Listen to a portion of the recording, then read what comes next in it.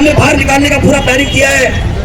आपने देश के पंतप्रधान ने एक कूटनीति अपनाई है कि आज पाकिस्तान को जो पानी दे रहे थे वो पानी भारत के डैम से जा रहा था, हमने वो डैम भी बंद कर दिया। आने वाले दिनों में आप देखना कि वो लोग पानी के एक एक बूंद के लिए तरसेंगे।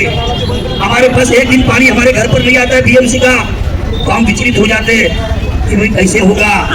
और जब पूरे पाकिस्तान का पानी हम जब बंद करेंगे तो आप देखना उसकी स्थिति क्या होगी। और इसके लिए अनेक तरह के एक्शन होंगे। और मोदी जी ने अपनी संकल्पना तैयार कर ली, भारत सरकार ने अपनी संकल्पना तैयार कर ली, पर आज हमने धाराई में क्या करना। मैं तो यहाँ के पुलिस के जवानों का आह्वान करता हूँ कि मुझे तो डर है, धाराई में बड़ी संख्या में भी पाकिस्तानी लोग रहते होंगे, बांग्लादेशी लोग या मुसलमान रहते होंगे।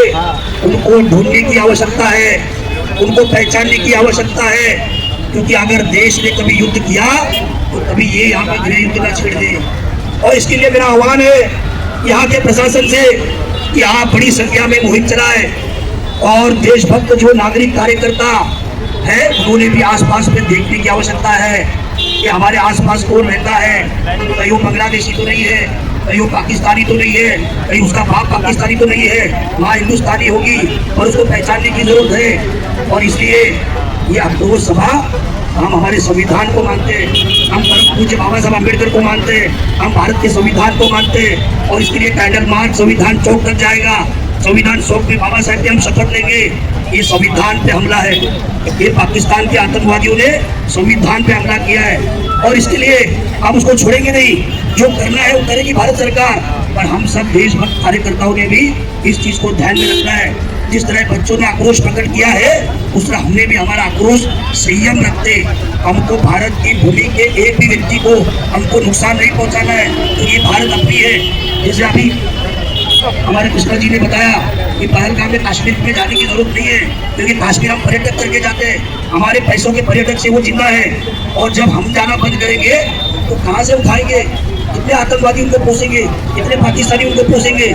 और मैं तो बोलता हूँ कि 2 साल या 3 साल बहिष्कार डालना चाहिए कश्मीर के ऊपर, कोई पर्यटक जाना नहीं चाहिए, उनको पता चले कि उनके आटा चावल का भाव क्या है। और इसके लिए हम सभी ने एक रणनीति के मुताबिक सरकार जो जो आदेश दे, पुलिस प्रशासन जो जो आदेश दे, उस आदेश के माध्यम से हम सभी ने धाराई में काम करना चाहिए। और इसलिए बड़ी संख्या में देशभक्त कार्यकर्ता यहाँ पर आए हैं।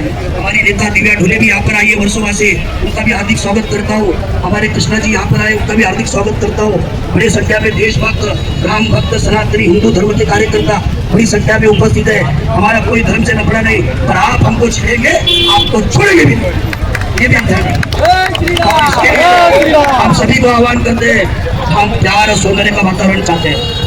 कोई भी सनातनी हिंदू कभी किसी पे हमला करने नहीं जाता, पर आप अगर हमारा धर्म पूछकर हमको डराने की कोशिश करोगे तो आपको इसका जवाब दिया जाए।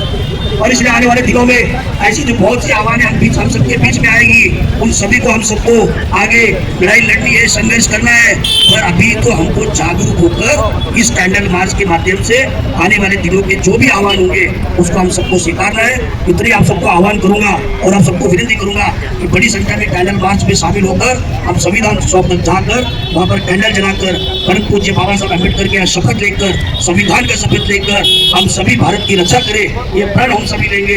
बहुत बहुत धन्यवाद। जय हिंद, जय महाराष्ट्र।